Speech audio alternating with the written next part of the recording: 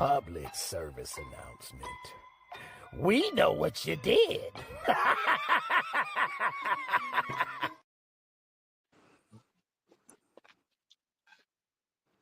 We're back. Ah, What's going on, people? What's going on, people? You know football season is on the way, because guess what? The boys are back in town. The heavy hitters. Live. K Styles is the host. To my screen right, you got Mad Mike Sports. Right below me, you know him as the minister, Jew Talk Sports. yes, sir. Welcome back.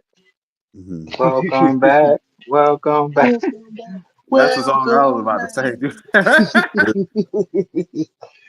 And right below Mike, we have the Don El Grande, Cerro Del Verano. We back.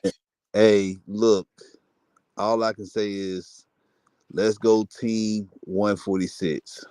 Let's go team 146. Let's get this 13th national championship this season. Let's go. Go blue. Wait a minute. So that was the big news break that you No, want to start no, off. that was not it. That was not I was really hoping not.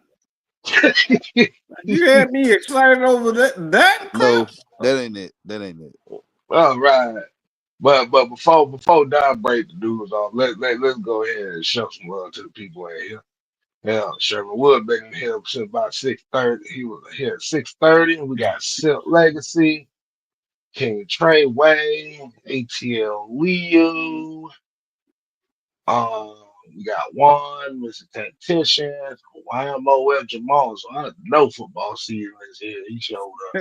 But Brian Peoples got the homie Keyshawn Bland, John St. Clair, Maurice Martin, Dreddy, Southside, Daniel Berry Sports Highlights, Georgia, Texas boy.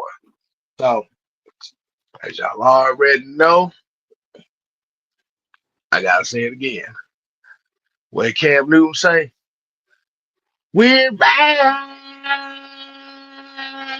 minus the injury. But Don, you want to kick off the breaking news, man? Let you go Yeah, ahead and start us off with that. look, man, y'all already know we love our Atlanta Falcons. And anytime something really serious happen about the Falcons, y'all already know we on top of it. So today we made national headline news. Anybody want to know what happened today? What's that? What happened? What? Our What? Atlanta Falcons, the home of the Atlanta Falcons, the Mercedes-Benz Stadium was voted number one in USA Today. USA Today, you guys, that's a national newspaper article outlet. All right, we were voted number one in NFL stadium food. Man, You know what? that's I'm not congratulations. even surprised by that. I'm not even surprised by that, to be It's honest. but that's a big deal though, man. Y'all already know any team that come down here to Atlanta to to watch their team play us, guys, y'all already know y'all in for a treat when y'all come inside the stadium. The stadium is nice for one, but you know we not gonna break y'all pockets. Now we'll break y'all pockets everywhere else around the city. But when you come inside the Atlanta Falcons Stadium, look, you probably won't spend no more than what $20. Especially you Hmm. got a family of four. I'm not surprised by that. I really ain't. Yeah. Like you said, that's one of the big deals they had when the stadium first opened up was the affordability of the food. Mm-hmm. And also make sure that you also add in the fact that they got I guess they got the new Dirty Bird restaurant supposed to go up there with the Dirty Bird wings. So Yeah. hmm Look, man. hmm Look, everybody know I like to eat. But when I go there, man, I get. No, we didn't know that. But look, I go there, man. I spent like what $40 on food, and I'm talking about I go to the concession stand every quarter, every end of the quarter or whatever, and just eat. But first thing I do when I walk in the stadium. I know some people try to meet me or whatever, but y'all already know I'm going right to the concession stand as soon as I get in the building. Yes, 'Cause I- he's not joking either, y'all. And then end of the first quarter, I go back get something to eat. Halftime, I may send in, go get something to eat. Then the end of the third quarter, you got to hurry up and go there because they close stuff down towards the end of the third, like towards when the fourth quarter start. So you go there and get you something else to eat. Hey, that's what I do. That's a good strategy. That's good strategy. That's good strategy right there. No, seriously, I wasn't expecting because like me, I'm the type of person I I don't necessarily like to eat when I go out a lot, and when I'm out, um, I eat very light. Like I eat light. So the fact that I go out, and I was kind of surprised to be honest. Shit, I think when I went to the bins and I decided I wanted to get something to eat, which is a rarity for me. I went out and I paid less than $10 for just myself for something. That shocked the crap out of me, to be honest. So Mm-hmm. it's like it's if you come to Atlanta, and you must like Jude. Jude stays in Orlando, and you plan on bringing your kids, bringing your people. Like you can eat well under $100, and you know how good that is. You know how good it is when you going out of town. You come to Atlanta, go to the Benz, and you have a nice little yeah. That's a big deal. That's a huge deal. Mm-hmm. Hey man. Hey man. So like I said, that's pretty much is a big deal just for the simple fact that it's to set an example um Yep. off the rip. You don't have to But break the fans. That's I think that's another I thing know. too. You don't have to break Yeah. the fans because the people that support you, But it's like that's the biggest thing for me. but Yeah, a but lot you of can get we're not even just talking about even you got Atlanta United, you got all these other sporting events coming. The Super Bowl, the World Cup is coming here next year. All right. And this Mhm, is, like I said, this is a big deal. The world is on us. The eyes are on Atlanta right now because of the World Cup, and a lot of people mhm, knowing that, dang, you can go here to this stadium in America. Inflation high here. We can actually eat and it won't hurt us. And you Mm-hmm. got people we got people coming from third world countries. Just they saved up all their lives just to go to a soccer game. Yeah. That means a lot to them. That means a lot to a lot of people. mhm. Yeah, to think about it, you think about it, we get about 3 or 4 games for the World Cup. Shoot, Mhm. that's about look, that's about close to 800 million to $1.2 billion in revenue for the city in itself. So Mm-hmm. hey, I'm fucking with it. But let's go ahead and get right into the show, man. Let's get right into the show. As you already see, tonight's episode. It is the aftermath of the Atlanta Falcons 53. And For if you missed three. that, do it again, Mike. For what? For three. There you go. And y'all got a chance to watch Jude last night give Oh his yeah. thoughts on the 53. The what, Mike? The 50 what? Three. We gonna go ahead and give our thoughts as the heavy hitters. Our thoughts on the final 53. What were some of the surprises? And as we kind of await the depth chart for the first game, what are some guys that we are expecting to? Well, is there any surprise guys that we're looking for to become starters? Not Southside talking about Taylor Heineke for what, Mike? 3 interceptions.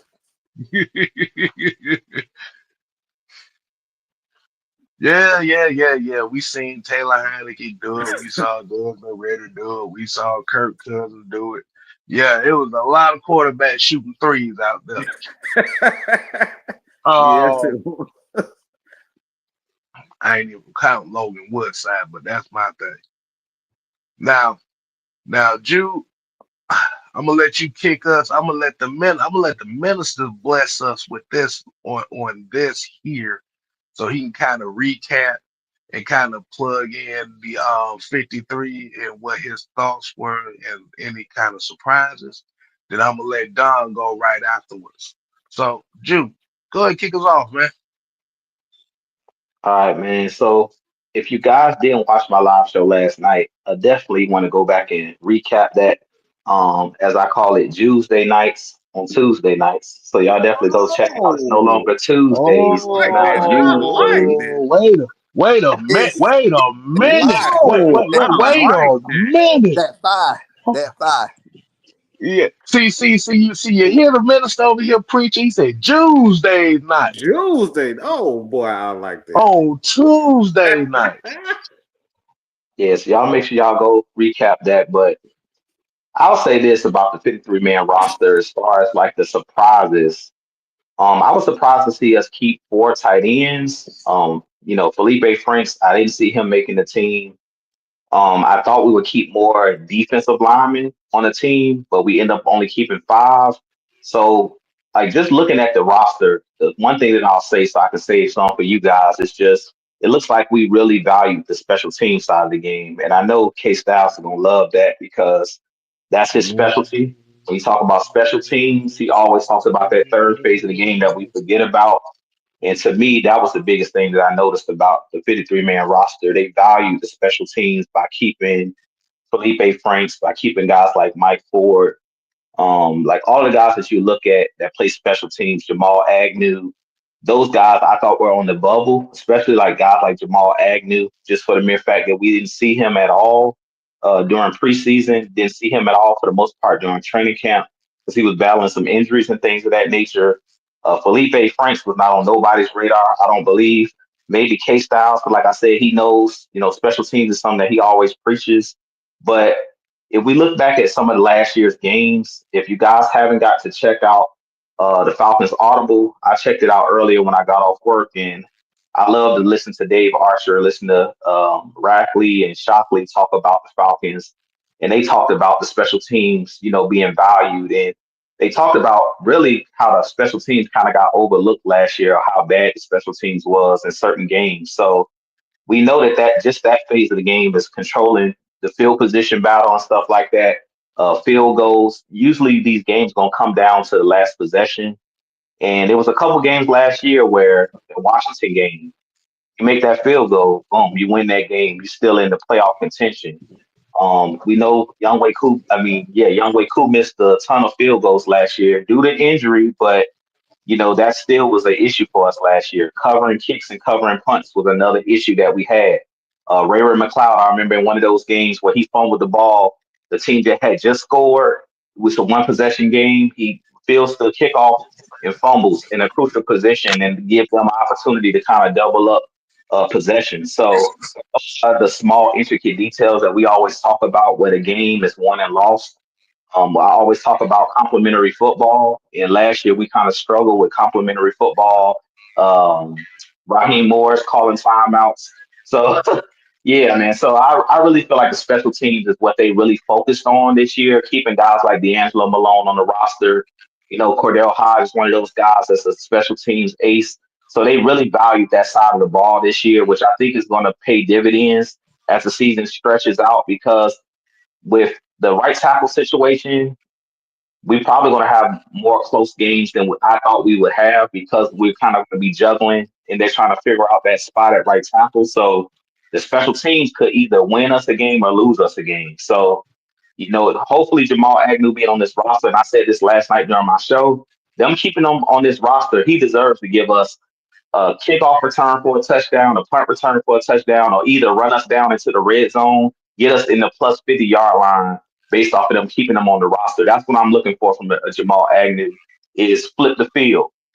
Same thing with Bradley Pinion. When you punt the ball, get us a couple like we see in the preseason when you put them, on a 10-yard line, a 5-yard line, where our defense can kind of, do their thing and give our offense good field position. So that's what I'm paying attention to as far as this 53-man roster. The special teams is what they kind of hung their hat on. I really feel like that'll benefit this team moving forward because it kind of got overlooked a little bit last season based off of how poorly Kirk Cousins played down the stretch. We really didn't. I know for personally, I didn't really pay attention a whole lot to the special teams. I was just upset because we blew that six, being up 6-3, winning 6 games early, only losing 3 games, and then that flipping on his head and us going on that long losing streak. We kind of all just focused on Kirk Cousins and the poor coaching, but special Mm-hmm. teams to me was kind of overlooked. So it looks like this year they're putting the microscope on that position. Like, hey, get us there, help us pick up the other side of the ball. We always talk about if the defense is struggling, offense, we need you to pick it up. If the offense is struggling and defense, special teams, we need y'all to get us a touchdown. We need y'all to, pin them deep. We need y'all to do something that flip the momentum in our favor. So that's what I'm focusing on this year is the special teams. It looks like that's where they kind of hung their hat. Okay. Okay. All right, Don, man. So Falcon 53. Um, what's your thoughts on that, man? How any surprises to you? Go ahead, Don. What you got, folks? Shit. Drew already said everything. Like he hit every point. Like we focusing a lot on special teams this year, which is good. Cause there's gonna be close games we're gonna have because our defense, we still don't know the identity of that. Our offense is still young, but now we got a huge hole at that right tackle spot. So Cook gonna have to come in and be clutch. We got to rely on him a lot, more than likely. There's gonna be a lot of close games, but we know that's how games come down. That's the Falcons' way. Games always come down to the damn wire. Am I lying? No, sir. What about that? So you got to be strong in that area. Yeah. Yeah, that pretty much like Juice said, when you got guys like a Felipe Franks, when you got guys like a D'Angelo Malone, the Mike Fords and stuff like that. Yeah, like you said, these are names that a lot of Falcon fans may have saw as surprising. But yeah, like just to reiterate what Juice said, a lot of the great teams, a lot of the teams that look to be good also have to focus on the special teams aspect of things. Um, because we've seen teams before, the 2010 San Diego Chargers at a point in time who had one of the best teams in the NFL, but the worst special teams in football, and they had a 79 season, Mm-hmm. which was unheard of when you have the number one offense and the number one defense in the NFL will go 79. Hey, you like you say, you want to cover every single aspect of football as you can. Keyshawn Vlad here say David Seals making it was a shock to him. Um, what I say what really did shock me, and like you said, it's the 4 tight ends and the 7 wide receivers. That kind of surprised me a little bit. Um, which kind of goes into the special team conversation in itself because you got about 2 or 3 special team specialists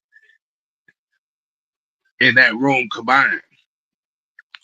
What you think about that, Mike? Well, I think you know, trying to reiterate what you guys said about special teams. if you look at last year against the Steelers, that was a pretty much a special team type of game. I mean, they beat us with 5 field goals, 6 field goals was it?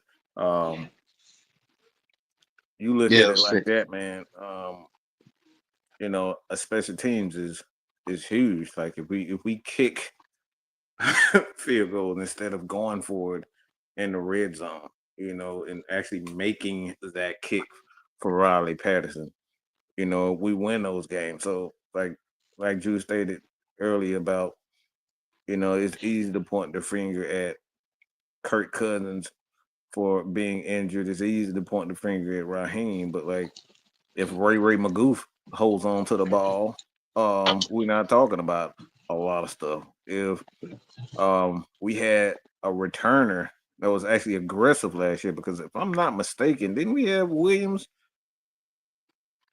Wasn't Avery no, Williams the guy? Williams was hurt. Avery Williams was hurt most of last year, so they had to rely on. I think Williams. I think I Avery know he Williams won played like. for a little bit though. I think Yeah, he it was was pretty like valuable though. half the season that he got hurt. Okay, so that's the thing. It's like the return game, and for me too, looking at the NFL, they're trying to um kind of deter kickers from kicking the ball to the end zone to get more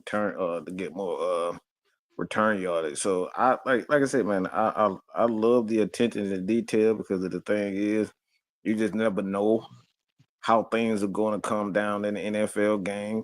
You may have, your quarterback is the weather may play a factor, and your quarterback may not be in a position where he can sling the ball 40, 50 times in a game. So you're going to have to rely on special teams, field goals, returns, ball security, and those things. So these are the things about football that goes, like I like to say, the small, intricate details of football that are very important. Mm. And I'm gonna say this too. I know Dunn probably gonna like me saying this, but this is what makes Alabama and Michigan special, because Alabama, Michigan, Georgia, that's what makes them special, because not only is they bringing in the best recruits, but like they don't fumble the ball. They got good special teams, return game. Like these are the aspects of the game that blows games open, especially in college. Like you can. I've seen games where Georgia didn't score a single offensive touchdown, and it's like 30-0 in the game. You know what I'm saying? So these are the things about football that goes unnoticed. Yeah, Yep. yeah. And Uh, too, people forget, like last year it was the first year under the new rule last year. So this is the Mm-hmm. second year. Right? So a lot of special team specialists now, they gonna perfect this new style. Mm-hmm. yeah, that's true. That's true. BP here said the way he was fair catching last year. I forgot he was the damn returner. That's Yeah. the Eric Wing School of Returning Kicks. Yeah. Mm-hmm. John St. Clair said that they may be relying on Michael Penix's arm a lot more this year. Um, I I don't don't think so. I don't I think don't so. think so. Yeah, I don't think that's it. Said Keyshawn said the Falcons beat the Saints without scoring a single offensive touchdown last year. There you go. But let's see. Are there any more surprises? And I think, and from what I'm thinking, is the significance of the Caleb McGarry injury is what prompted those 7 wide, 4 tight ends as well. For the simple fact that maybe they're going to be relying more so on getting the ball out quick. Mm-hmm. And they're gonna be relying on the tight ends to kind of do a lot of chipping this year. So there's probably gonna be a lot of chipping on that right side because speaking of that. the right tackle situation, as y'all saw that we got the trade for from the cat from Seattle. Um, I don't know too much about him like that, but all I know is I have to go back to that Seattle game last year because that was the first time he actually had played was against us in the Seattle game. But I want to ask you this question. What do you think is the adjust? What, in your opinion, what do you think would be the adjustment for Zach Robinson now that we kind of have a plug in at right tackle? Do you think they still go with the same type of thing? Or do you think that adjusted with some kind of chip releases and kind of try to compensate for that right tackle spot? What's your thoughts on that, man? Yeah, so you hit the nail on the head. I mean, I just think you got to be mindful that whoever is playing that right tackle spot, you want to give them some help. Chipping, like you said, the ball needs to come out a little bit quicker. So no long development plays. We don't need to go back to the days of Dirk Cutter where everybody's running 20 yards down the field and the guys just holding on to the ball. Where you put more stress on the offensive line. I really feel like they need to rely on Bijan Robinson, rely on Tyler Algier, Nathan Carter that made the roster. Run the ball and allow your offensive line to be physical and control both lines of scrimmage. You guys know that I'm big on the trenches. Like we keep saying that they're going to attack on the defensive line. I want these offensive linemen to be nasty in attack. This should be the Bijan Robinson and Tyler Algier show, just for the mere fact that I'm not putting a ton of pressure on Michael Penix to go out there and win games. I said this last year with Kirk Cousins. What made me mad with Kirk Cousins last year is there were certain games where we were in the game. The defense was playing well enough to keep us in the game, but Kirk Cousins felt like I got to go out here and win the game.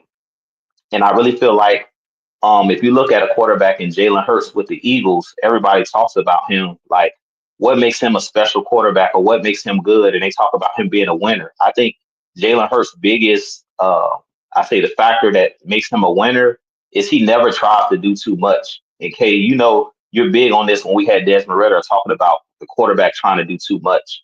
I don't want Michael Penix to go out there and do too much. I want him to be himself. So if he's a gunslinger, be who you are, but I feel like Zach Robinson also has to be wise because you know you down your right tackle. I'm not saying that, play scared, but I'm saying be wise. And every game is going to be different. So depending on who you're playing, if there's a premier pass rusher like last year, game one, you're facing TJ Watt. I don't think you want to leave anybody alone with TJ Watt too long. I don't care, even if it's Jake Matthews. I don't want him having to match up with TJ Watt all game by himself. I'm shipping all them elite pass rushers. I'm shipping you on the way out. Even if Caleb McGarry was out there, I feel like at times you need to chip those guys and give those guys different looks because they're too smart. They're too savvy. We seen last year how TJ Watt basically wrecked the game. You know what I'm saying? That's just the type of player he is. So I feel like Zach Robinson just has to understand situations. You guys know I said this a ton of times last year. Zach Robinson called good plays, but at times it was just like he didn't understand momentum. Like if we running the ball at 5 yards a clip, there's no reason for me to throw the football right now. I'm just being honest with you guys. I literally seen, the biggest problem that we had with Shanahan when he was here and when he's been with the 49ers is he was doing the same thing. He didn't understand situations. If you're up, why are you trying to pass the ball? Just because? If they can't stop my run, I'm gonna keep running it. If I'm getting 5 yards a clip, I'm gonna keep running it until they stop it. And I really feel like this should be a big dose, especially that first game against the Bucks. Early on to slow down their pass rush, just run the ball. And then eventually what they're gonna do is they're gonna have to adjust to what you're doing. So they see, oh man, they're running the ball. Let us bring some guys down in the box. That'll open up the passing lanes for Penix to throw the ball down the field. Now I'm not saying dumb the playbook down. But what I'm saying is let your physicality dominate. By the fourth quarter, they're going to be wore out, and then you can throw the ball. But early on, I'm trying to, as they say, shorten necks. On the line, I want them guys to be physical. Let Wilkinson, if he's going to be the starting right tackle, let him run at them guys. I don't want him starting the game off backpedaling. and let them guys pin their ears back because the Buccaneers, they got Hassan Reddick over there. He's the guy that wants to pin his ears back. We know that Todd Bowles is known for throwing those exotic blitzes and things of that nature. So the way you slow that down is quick passes and running the ball right at them guys. We did it last year when we faced them. When you let Bijan Robinson, Tyler Algier, let those guys run at them, let our offensive line be physical and attack their defensive line, and let it be the war of attrition up front, and then you open up that play action pass for Michael Penix. But don't come out 5 wide, 4 wide, spreading out because when you come out playing finesse football, physical teams love that. When they see you coming out 5 wides, the Steelers are not afraid when they see a team spread out. They want you to, try to play that style because they can allow TJ Watt to pin his ears back. They hate when you try to make it a game power versus power, where when you see the Ravens and Steelers go up against each other and it's mano y mano, it's going to be a black and blue type game. That's what I want to see this Falcons team come out and do week 1 against the Buccaneers. Establish your physicality. Once you establish that physicality, it'll open up what you're trying to do through the air. But don't come out saying that this game is going to be won or lost on Michael Penix's arm. I don't think that would be smart, especially because if Penix comes out in that first game and he doesn't play really well and you put it all on him, we know how this media is going to get. He might even get in his own head because if he throw a couple of interceptions early, I want Penix to be able to establish some confidence. So the way you allow him to establish confidence is let him have that security blanket with the tight ends we talked about, with feeding the running backs out of the backfield if you're going to pass the ball. Quick, short passes. Don't have him trying to read and diagnose Todd Bowles' exotic blitzes. I don't want the game to be in his hands. I want it to be about the physicality and about us establishing the dominance of the trenches. I really feel like that's where the game is going to be won and lost, especially in week 1, because we know how the type of coach Todd Bowles is. Mm, mm. Um, Go ahead, Don. What you got to respond to that, man? It's just everything in a nutshell, man. Like shit. Um, like I said, it's just again, it's situational. Like we want this team, like we talk about these players and stuff, like them, taking the next leap. What about this coaching staff? This coaching staff need to take the next leap. Like it's like I said, Zach Robinson, this your second year, man. You gotta do better with situation play calling on the offensive side of the ball. Obrick, like, look, this like I said, with him and Raheem, man, this y'all kind of last chance trying to prove yourselves. So our defense gotta be playing average football, man. At least average. I'm not even gonna say like some of these weird fans out here talking about top 5 defense, top 10 defense, bro. No, we're not a complete defense yet. We're not.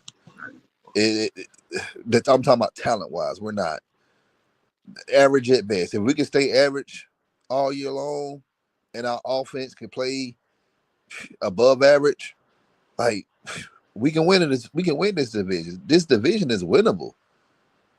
It's just when things come down to the wire, we gotta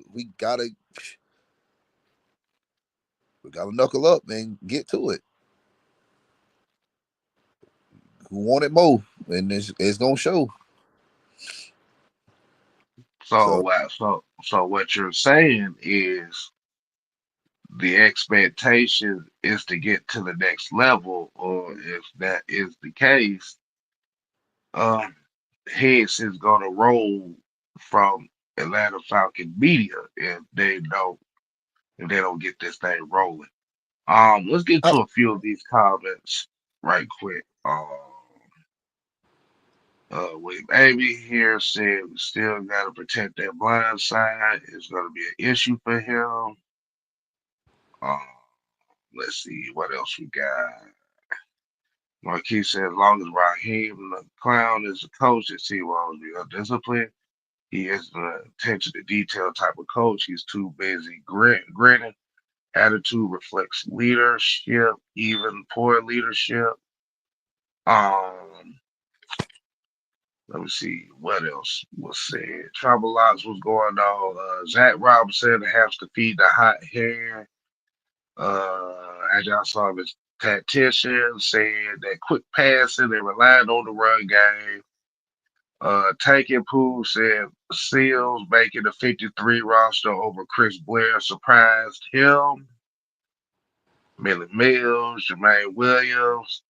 We top defense. You think it's small?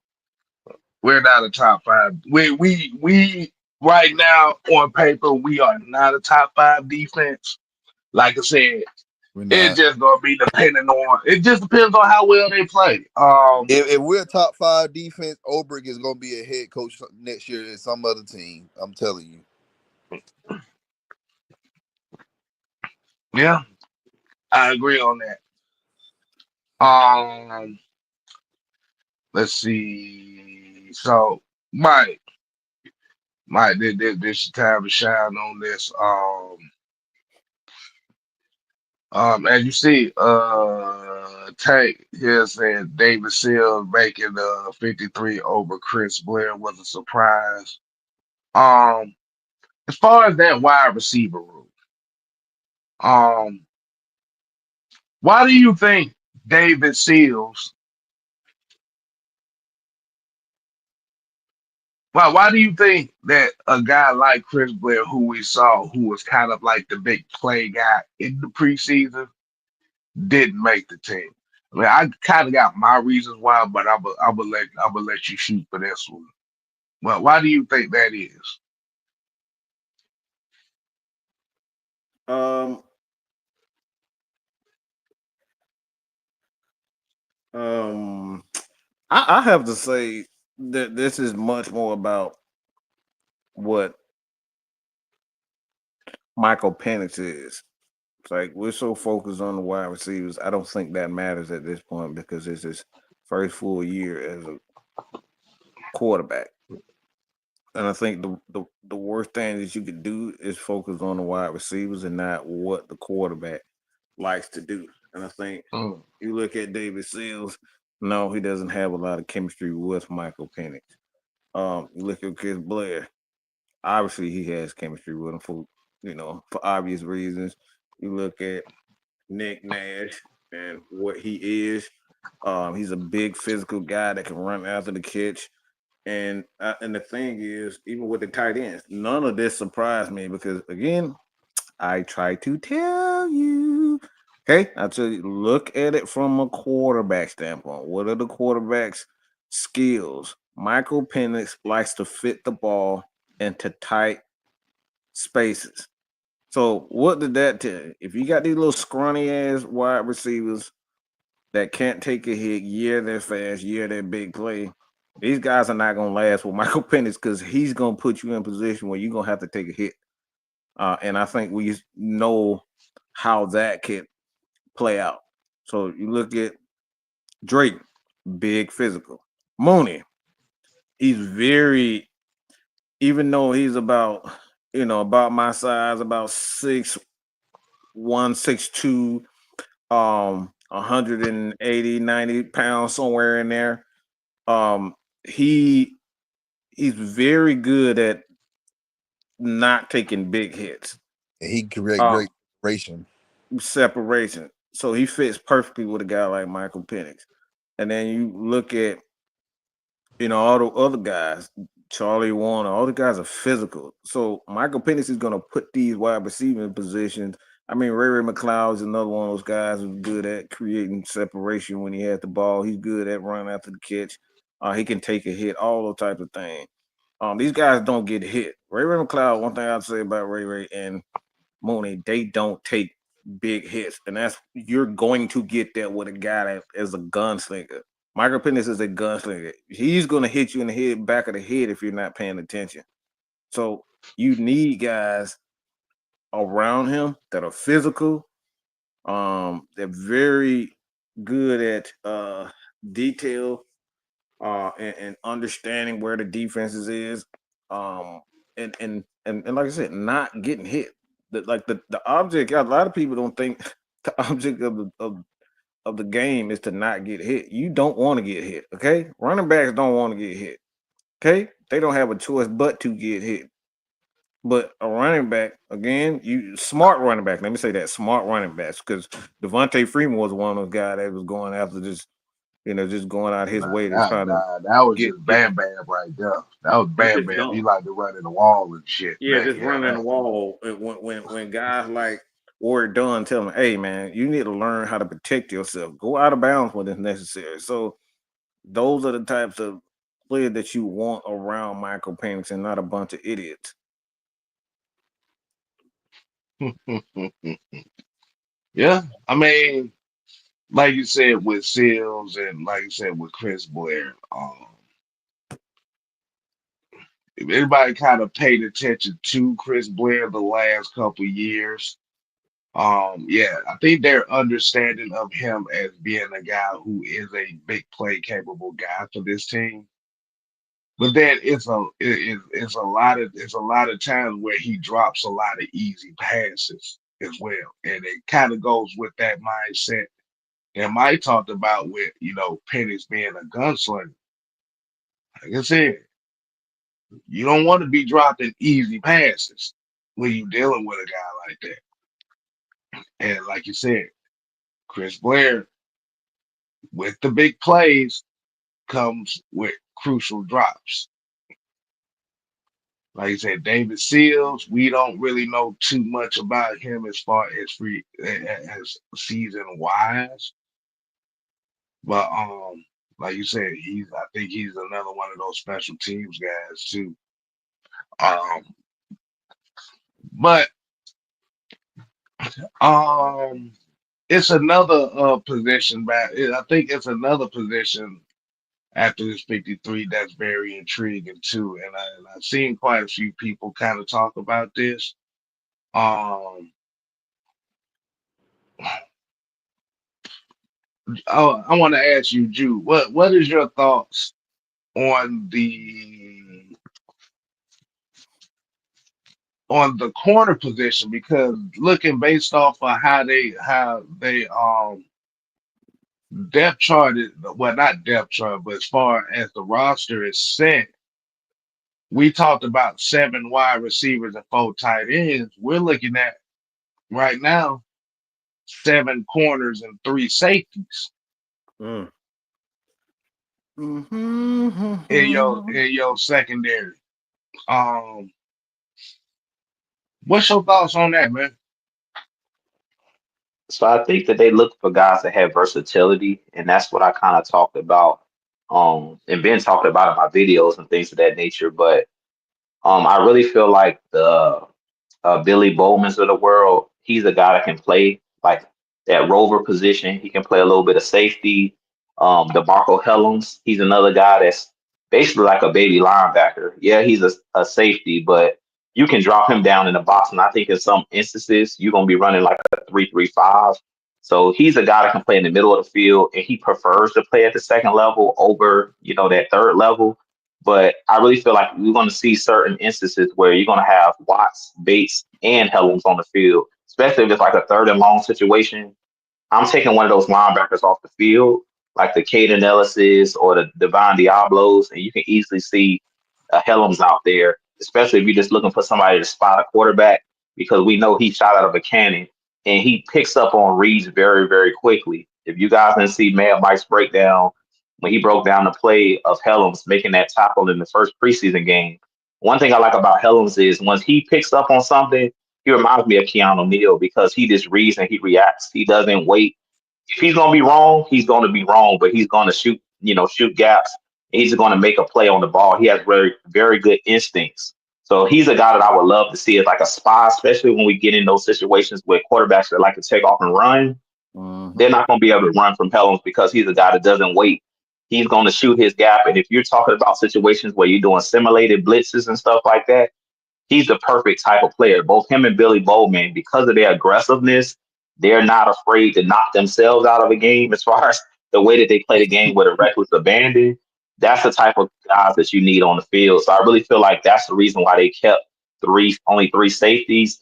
Fuller is a guy that I think he is on the practice squad, if I'm not mistaken, Jordan Fuller. So he could be a guy that they can elevate at any time. But I really feel like they got him on the team because they know at some point I'm knocking on wood for Helms. I don't want to see him knock himself out of a game.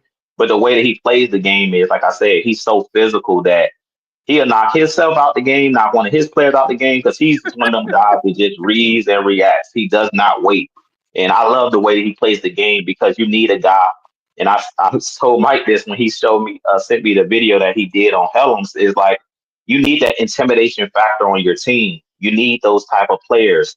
Billy Bowman also is like, to me, a baby linebacker that just got coverage skills. He reminds me of Brian Poole in that 2016, 2017 team, where sure tackler, a guy that can blitz, a guy that can cover, a guy that can play safety, a guy that can play the nickel. So you have so many different guys on this team that can do a lot of different things, which is going to make this defense really scary. And going back to a little bit to what Don was talking about a top five defense, I don't need this team to be top five defense. I don't need them to be top 10 defense. What I need is turnovers.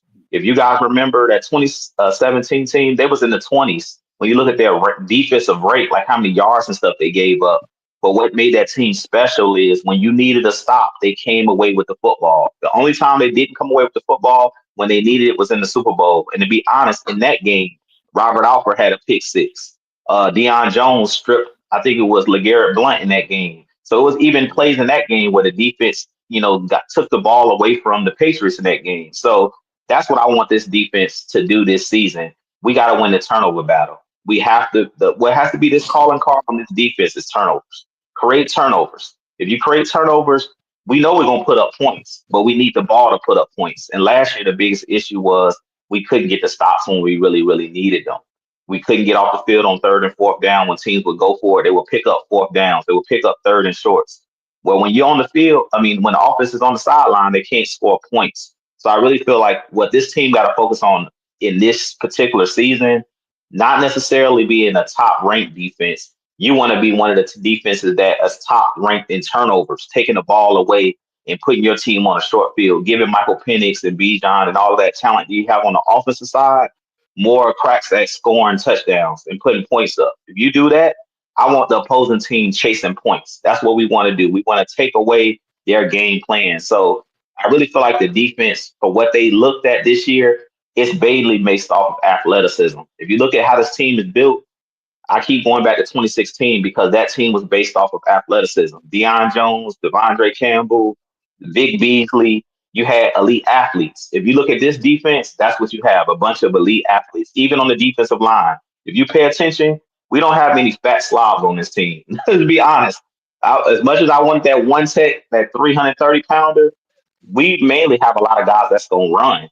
Walker can run, Pierce can run, even Ruka Warrow and Brandon Doyle. So I don't know if you've seen those guys running during the preseason games, but those guys can get sideline to sideline quick.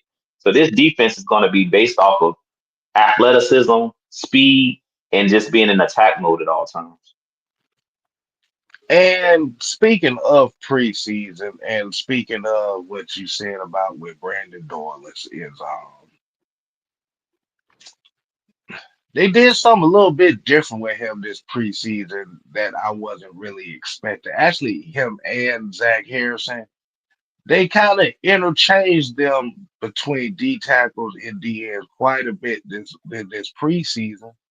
Something a little bit different just to put food for thought.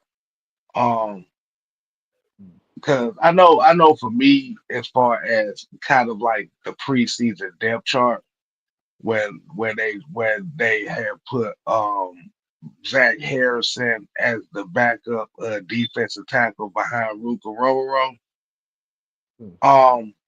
But I kind of saw a lot of Brandon Doyle is all playing all four spots on the defensive line, which intrigued me a little bit.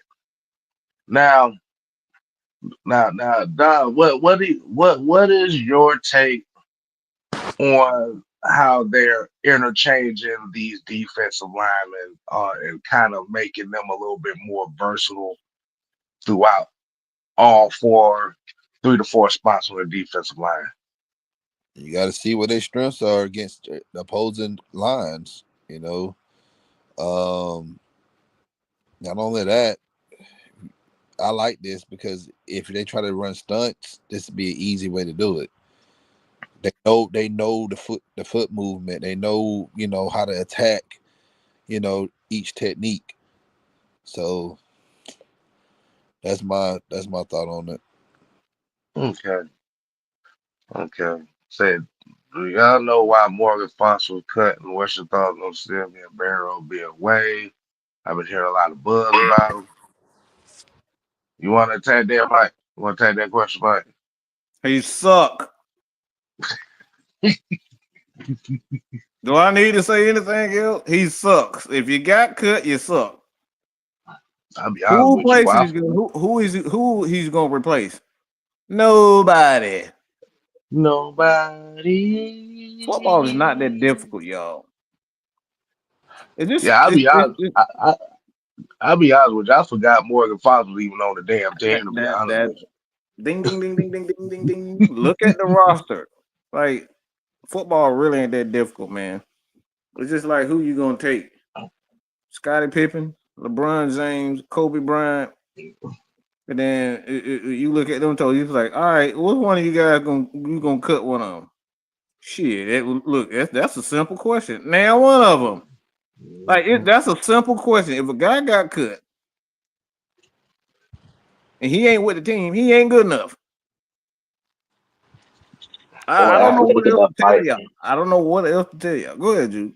God damn. Nah, I don't want to. I don't mean to cut in. I said he not athletic enough either. Like if you Mhm. look at the guys that they kept, like I was surprised Contavious Street went on the team, but it was almost like they were timing these guys out there. When you talk about Ohio State as athletes, they looked at this Mhm. team, said they literally was out there practicing, and I really feel like they were watching the motor of these guys. When I seen Yeah. Lakel London in those preseason games, did you see that dude's motor? I mean, I seen Yes. some plays where he hit the quarterback in the head. He was getting penalties and stuff, but Yep. they like his attitude and they were looking at who playing with that motor. I don't know if you guys noticed, but Morgan Fox played a little bit during the preseason. And I don't want to cast any aspersions and say that he didn't play well, but I didn't see the same motor. And all Ollie teaches is what? Run through the dark room. I want you to have a certain type of motor. If you're not in attack mode, Ollie gonna bench you. That's just how it is. Mhm. If you're not running around like a Tasmanian devil and you don't make him feel like you're aggressive, if he sees any inch of you not being aggressive or you being passive, he gonna bench you. That's just how it is.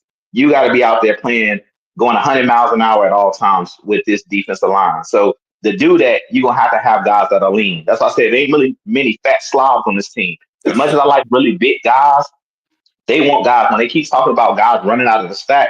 Basically, what that means is if somebody catch the ball down the field, they want you to take your big fat tail and run down the field 15, 10 yards and go make the play. They don't want you to wait on Jesse Bates. Because if you guys look at the last couple of years, we've been having D. Alford being one of the guys that's leading us in tackles. They want some of these guys on the defense of the line that have 10 tackles in the game. That's what it's telling me. When you go out and get Pierce and Walker, those dudes can run. Mike can tell you. He watched a lot of Jalen Walker at Georgia. He was a linebacker. Like he played off ball linebacker, meaning he can run. That's why I talk about those running quarterbacks and stuff like that. The days of the Kyler Murrays and what we seen last year against Washington, where Jaden Daniels in Mhm. that overtime basically just used his legs on every third and fourth down. He just took off running. Good luck with trying to run away from Pearson, Walker, and Aurora Rowe. We got a NASCAR package. If you go look at that Giants team that beat the Patriots, the undefeated Patriots team, that's what we have. When they had Tuck and Strahan and Kiwanuka and all of those guys, OC Umiura, we can literally put four guys out there that are athletes that you're not gonna run from them guys. So if you got a quarterback that's just gonna look and say, all right, I'm just gonna quarterback draw on this play, good luck. That's all I say. Good luck with trying to run away from Um, these guys. let me fact check.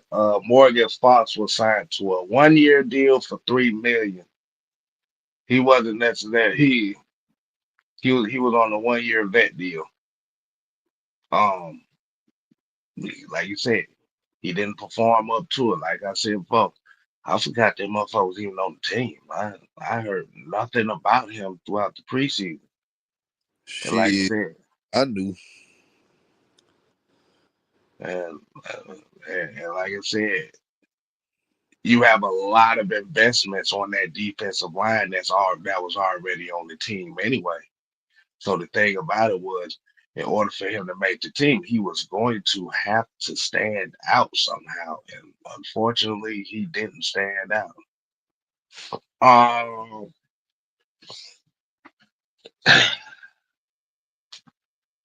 Which get one more. I got one more question, and we can go ahead and wrap it up. It's another defense question. Troy Anderson will be starting the season on the puck list. Um, that's probably would kind of also explain a lot of the corners involved. Um, do you think that this is the last year of Troy Anderson in Atlanta? Yes. If yeah, if I can answer that career. Yeah. I don't I don't because think so either. because the thing is, like, we're giving this guy crap for no reason if you really think about it. It's He not been like he has playing terrible. he's been hurt most of the time. Yeah. So I like you the thing is some players have bad luck to the start of their careers. Like it's happened throughout the entire NFL. I mean, Drew Brees is a perfect example. Drew Bledsoe is a perfect example of guys that's had. Chad Pennington is one of those guys had this horrible starts to their careers and they end up picking it up when they get healthy. It just happens. So like I think the Falcons are doing. I think Raheem, Jeff Ulbrich, they're doing the right thing. Like because the last thing you want to do is have another 4-year Aluakon type of situation. He becomes a good linebacker, and you just gave up on him because you didn't think he would be as good as you thought he was, or whatever the case may be, injuries. And then he go to another team, hint hint Saints, and he become all pro linebacker there. Like you don't want these types of things. So I think Falcons need to do the right thing, give him a legitimate chance. If he gets hurt, I mean it'll play out, but I don't think he's played horrible. I think he played actually great. Yeah. It's just like you got to give players time, man. Like for instance, a good football player right now, Nico Collins. The Houston He got Texans us slow give up start. on his ass. They wanted to give up on him. For the past couple of seasons, he been playing well. He made the play Pro Bowl last year. and what school did Nico Collins go to, Don? Did you say I said, I said, what school Looks did like Nico what you Collins say. go to? Talk about what you say.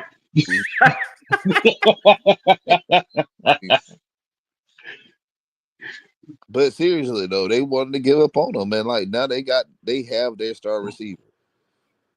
You know, they've been looking crazy ever since whatchamacallit left. You They know, gave up on Foyer, y'all. I'm like Southside. You we, sit up there and say that they could have gave that man an offer. He just wanted to offer. We didn't give him anything. We didn't offer him we anything. could offer it. Like it ain't like we were trying to pay him top 5 linebacker of the league. Like I felt like he could have got market value. We could have paid him a little bit, around market value.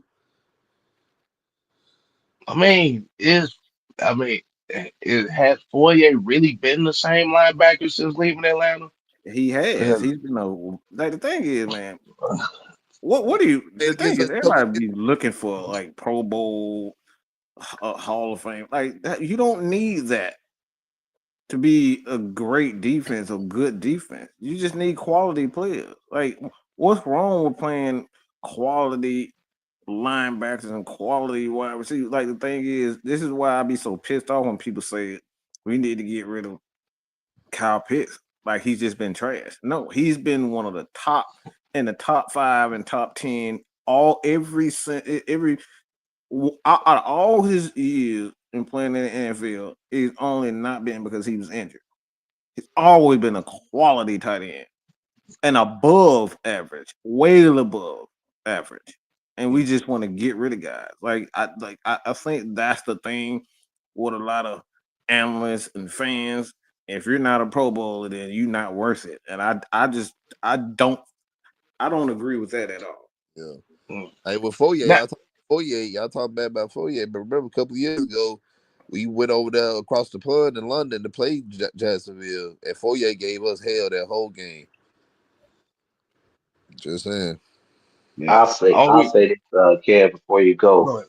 Go ahead. Um, I agree with what Mike said about Troy Anderson. I don't think that he should go, but I think everything's barring on this year. Like once he comes back from injury, he's literally gonna have to like have a really good season and stay healthy throughout the season. Because I really feel like I think his rookie contract is over after this year. So if he's a free agent after this year, I don't see him being re-signed by the Falcons because I don't think that they're going to trust that he's going to be able to stay healthy. It ain't based off of his skill set. I think when he's on the field, he showed that he's a dominant force. He's a really good athlete, so he can play special teams. He's a Swiss Army knife. I just don't think that they're gonna trust that. Pay him even if they give him like a 2 year deal, something like that. Unless he takes like a bargain deal, I don't see him being back with the Falcons because for one, the fan base in Atlanta, we're not patient. Like we keep saying, everybody ready already to throw him to the wolves, throw him off the boat and drown. Like they are ready to get rid of him. I think that we're as this panel, we understand that it takes time for guys to develop and stuff like that, but I feel like they already are trying to replace him. Like if you seen them bring it in, the Devon Diablo was literally a move to get rid of Troy Anderson because it's like, okay, this guy I'm can't glad stay. you. I'm Yeah, he glad you can't stay said that. healthy. Yeah, so I agree with what you guys said about. I love Troy Anderson. I think he was the perfect fit here in Atlanta. I just think that based off him not staying healthy, it's gonna be the situation you talk about, Mike. I think he's gonna go to another team and he's gonna be just like you seen what happened with Zach Bond when he went from the Saints over to the Eagles. On the Saints, he was like nothing to them. Was injured all the time. They were not playing him. They were playing him out of position. Like he wasn't playing that off-ball linebacker. They were kind of using him as like a guy coming off the edge. He moved over to the Eagles last year. He had an All-Pro season and ended up getting a big contract. So I just had that funny feeling that it's gonna be the same thing with Troy Anderson. It's like he's injured here. He gonna finally probably get it together, and somebody else gonna sign him, and he gonna end up being a Pro Bowler for that. But the thing is with that, Jude, like Caden Ellis is also. So hmm it's we got Divine Diablo. He only signed a 2 year deal, so there's no Yeah, guarantee he'll be back next year. So I don't think this. Everybody pointing the finger at Troy as if he's on the spot. No, all of these linebackers on the spot. We did not have linebackers this year that played well outside of right, Caden Ellis. That's it. So this is look. We got him for pretty much scraps and Diablo. So right. how are we as a team just gonna point the finger at him? Like another thing too. If I'm not mistaken, you have Helms.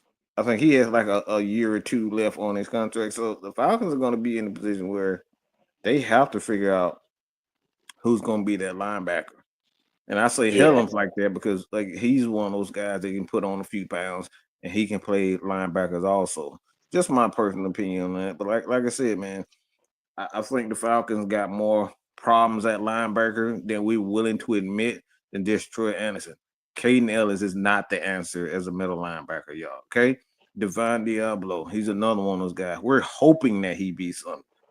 We're yeah, hoping. drafted JD Walker, Bertrand, another hope. and that's why we drafted Walker because we hope Walker can probably be a Mike going down yeah. And there. that's another thing. Good point, Don. Like I think that could be a situation too, where if he doesn't turn out to be the pass rusher that they want him to be, I could easily see them sliding Walker to that position. It's like you said, it's like an open competition. I But I really really think feel like, I go really ahead. I really think Walker's gonna be our Mike, man. I see that. And Hmm. I really see that. They drafted him, then you drafted Pierce in the same round. Like Pierce, I'm telling people, Pierce is our pass rush specialist. He's Hmm. gonna be our he's gonna be our 2016 Vic Beasley. And I said what I said 2016 next to Vic Beasley's name because we know how Vic Beasley was that year. So again, like Walker, I really feel like Walker is going to be our Mike going down the stretch because yeah, if Troy, yeah, the job is his right now to lose. So like, if he come back from his injury and play well, man, we'll give him a contract, and then we'll just have to, relegate Walker. Walker, we just know he gonna be our pass rusher, our outside linebacker. Which is not bad. It's not a lose. It's not a lose-lose situation. It's more of a win-win because we want Troy to make it, to be that Mike, for us. And you still got Walker, as your outside linebacker. And on the other side of Troy, you have Pierce. That's your three linebackers right there. And So Troy, and kind of piggybacking off of what all of y'all saying, Troy's biggest issue is the health part.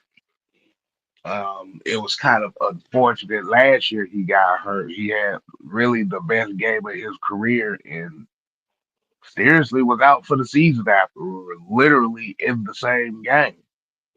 So for those that don't remember, he had like 17 damn tackles, a sack, and a pick six in that game.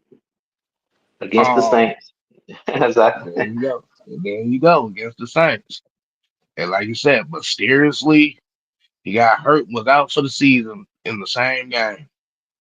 Um, so that's gonna be the biggest caveat for him is his health. We already know that Troy Anderson is one of the better special teams players on the team. Um, like you said, outside of really Cordero Hodge, like you said, the last couple years, most of like the big play special teams plays were made by him as well. So he would have another chance You're in gonna get Atlanta more young guys. You're gonna after get more after guys this like that. season. But like you said, it is not going to be on no major big money type things until he actually proves it. You don't give away good special teams to athletes like Troy Anderson. You keep him around. You give him a 3-year deal for about $15 to $20 million and say be our jack of all trades. That's what happened with Caden Ellis. And I promise you right now, the Saints are right there kicking themselves in the ass right now because they did the exact same thing to Caden Ellis. He's a jack of all trades. You can put him anywhere and he can make plays. And it's just not always about 15 sacks and 20 sacks and 150 and 200 tackles. Guys like Trey Anderson that has the athleticism, he has the size, and you can just put him anywhere and just be adequate. Mm, mm. But We not patient. what'd you say? What'd That's you the say, problem. Jude? We not Say we patient. not patient. We not patient. Yeah, that's the problem. We not patient. I seen Mike make his video earlier. Y'all definitely go check it out on Anthony Richardson. We're not patient. That's the problem with us. Same thing with Desmond Ritter. He did a video that we're not patient. That's the problem. If we learn to be patient, you'll see, your return on your dividends if you just wait, and let guys develop. But we're not patient. We want it now. We got to see instant gratification. If we don't see the instant gratification, that's why a lot of guys end up on other teams becoming stars because the team that had them first, they won't willing to wait and let that guy develop.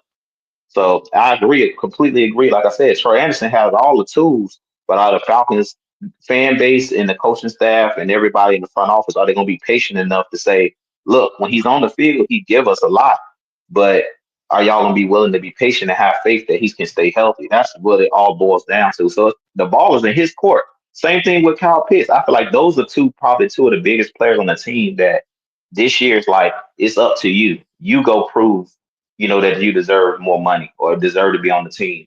It's not up to what the fans say or what the coaching staff. It's really just they got to go out there and do it. So, injuries happen to everybody. In football, you're going to get injured. It's just I hope that he can come back at some point this year to show what he can do and do it consistently. You got to be consistent. That's what I think the biggest problem is. But he fits the scheme perfect. Like you said, he fits the scheme perfect. So we're gonna definitely say a prayer. I'm knocking on some wood for Troy Anderson that he can stay healthy because, like Case said, he had his best game of his career, and then boom, out for the season. And that was like, well, damn. Well. You can't have But superstars. That's another thing. You can't build a superstar if everybody else sucks. Let me say that again because I don't think that people get that. You can't have a superstar if everybody else sucks. Because guess what? Somebody got to take on the blocks. Somebody got to be the one that guards the tight end, the second, third tight ends. Somebody got to be the one that's a great tackler or a great special teamers. Like you can't build superstars because superstars are supposed to do what they're supposed to do. If Tom Brady had to run around, be the quarterback, be the guy that puts all the game plan together, put everybody in the right position and spot, like you wouldn't get that Tom Brady. What? You got Josh McDaniel that did all that, who was great at being an offensive coordinator. You had LeGarrette Blunt, that big son of a gun, the power back. You had James White, all those guys check the ball down. Like everybody, if a guy doesn't have an all around game and he's not an all around superstar, everybody just want to get rid of him. And I think guys like Trey Anderson, these are glues and keys to superstar teams. Say it again, Mike. You need I them said glue guys. The you Muhammad need those Sanus of the glue world guys. are what changed the team. When you got Yeah, guys that know how to be number two, number three, and they play their role to the T, like we were talking about earlier, I kind of wanted to throw in when y'all were talking about our special teams with Young Way Kubis and those field goals. How many Patriots Super Bowls did Adam Vinatieri kick the game winning field goal? How many AFC Correct. championship games did he kick the game winner? And if he misses yeah, that, chances are they could lose that game because he missed one of those game-winning field goals. The other team marched it down the field. They already in good field goal range or scoring position. They win those games because back then it wasn't. It's the first team to score, sudden death. So he missed one of them field goals against the Panthers, against the Eagles when they played against T.O. and McNabb. All of those games came down to field goals, last possession, overtime against us, overtime. Like yep. everybody cries about, man, now both teams get a chance to possess the ball. The Falcons couldn't cry about that when Tom Brady now marched down the field in that Super Bowl. Matt Ryan didn't get a chance to touch the ball. 9 times out of 10, how high powered our offense was, we probably answered back, and that becomes one of those nip tuck type games. So, like you said, you gotta have guys that do their job, play their role. No matter how good you are as an individual, everybody talks about was it more who was more responsible for those Super Bowls? Was it Bill Belichick? Was it Tom Brady? Like I said, that team was the perfect storm because every single person on that team did their job. Period. When it came down to it, they made the field goals when they needed to. Guys got clutch interceptions. Guys like Asante Samuel. They made big plays when they need to make them. That's just what it comes down to. And John St. Clair, he got the comment the other day. Some of those 7 and 10 years could have been a lot worse without Coop. Yeah. I don't think people want to talk about that, but we're gonna go ahead and close it Well, out, fellas. We're gonna go out here and close it out, fellas. Keyshawn Black said the Patriots was a complete team for 20 years. Team. That means all T the film. E That's all the A cameramen and all the film M guys and too. They was a team too. TEAM Boy, team. down to the guy letting the air out the football. Down to the ball boy doing his job. Yep. But Tank, we not finna answer no question about Raheem Morris, man. We about to get up Nah. on out of here. I gotta go to work in the morning. Like Tank trying to keep us up, like for real, bro. Shit. all right, shit. Nigga, Your I ass up, gotta go bro. sleep in 10 minutes. But save the question for tomorrow, man. We got the combo covered up. But Mm-hmm. oh my God. You got 1 minute to ask this damn question. And if it has anything to do with what I think it is, but we get up out of here. What the hell? It's probably gonna be about Raheem. He probably gonna ask you about Raheem Morris. I already know how it go. but as we wait on his ass to answer this question, man, we're gonna give final thoughts and final plugs. So I'm gonna let Jew kick us off with the final word, man. Yeah, man. Like I said, Oh man, my God. I'm gonna Oh, keep it. I'm gonna keep it short because I know we're trying to wrap it up. At the end of the day, this season is gonna be mainly based off of every single week you're trying to go 1-0. Focus on the next opponent. Don't get out in front of yourselves trying to look further down the schedule of who's next and all of that stuff that we were trying to do last year. Take it one game at a time. The only game that matters is the Buccaneers. That's all I want us focused on. I don't want to hear about no other teams. The only game that matters is week one right now. That's the only game that matters. That's what this team needs to do. Don't get ahead of yourself. Don't think you better than you are. Don't look past anybody. And I'm gonna leave it at that. there you go. All right, dog. What you got? All right. Yeah. You asked that question tomorrow. Goddamn it. Yeah. Yeah, you keep asking questions. We'll be over here till about 1 o'clock in the damn morning. I ain't got time for that. Go ahead, dog. Well, I just hope every father that loves football took their kids out last weekend for ice cream because hey, this weekend right here is gonna be the first weekend to what a long time from now to February to February. Yeah, y'all go every weekend. Y'all gonna see us on the couch watching TV. So we here, man. We are here. I got my 3 college games. I'm gonna start the 3 college games to watch out for each week, and I got my first one dropping tomorrow morning. So y'all stay tuned for that. All right, I've been looking for Auburn versus Baylor, Mike, on your channel. Friday, we kicked off at 8. I hope that's one of the games that you put an asterisk by. I'm War very Eagle. look. I'm a huge Michigan fan. I'm gonna be, I'm gonna be a huge Texas fan this weekend. You know Yeah, what? I knew like I you was said. gonna say that. I knew you was gonna say that. Oh my God. Ohio you State you pride, you you proud of them asked. crying. When I They was won actually by doing the video, I was thinking that I was look. I was thinking of Doug when I was looking at the Yeah. looking at the schedule. pride, and they just get on my nerve. They Ohio State, they worried about us. This y'all just won the national championship. Y'all worried about us getting a hammer before y'all join your own national championship. I'm like, y'all hate us that, but y'all it ain't even hate. Y'all just whine too much for me.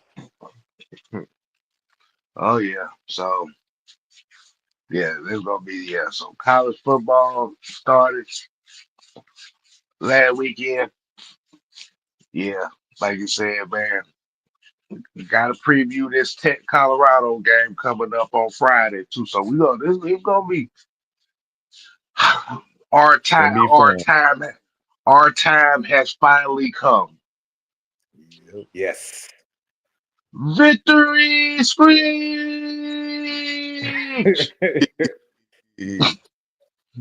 So hey, like I said, man, kind of gave y'all a little preview of what's to come. The heavy hitters is back.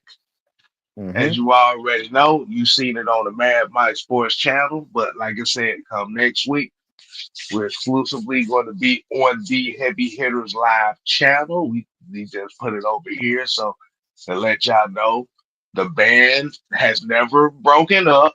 The band has always been together. Mm-hmm. But guess what? Y'all had y'all opportunities. Now we finna show y'all how we really do it here. So the heavy hitters is back. The facts, the stats, the truth. So Yeah, yeah. until next time, people, we ain't here to play. Oh no. We here to stay. Oh yeah, nigga.